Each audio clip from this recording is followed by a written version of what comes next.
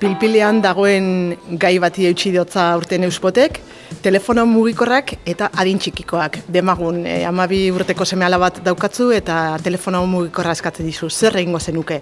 Galdera hori erantzun beharko dutze aurtengo sortzen ditugun spot horiek.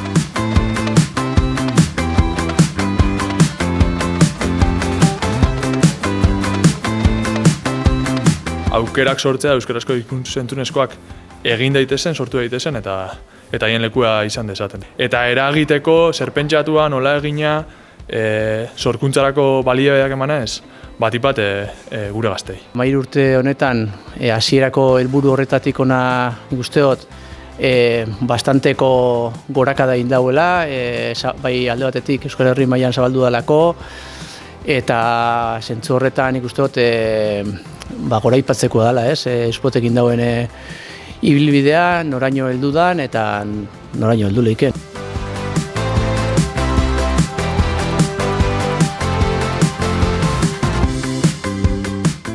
Estrategikotzat jotzen dugu ikus-entzunezko industria eta gazteak uztartzen dituzten proiektuak bultzatzea.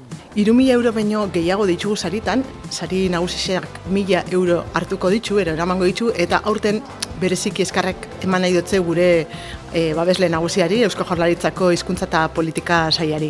Gaixa borbor dauen une honetan, pentsetan dugu Euspoten edizio hau, ikasle eta nerabei telefono mugikorren inguruan kontzientzia hartzen laguntzeko eta gaixan inguruan hausnartarazteko aproposa izango dela.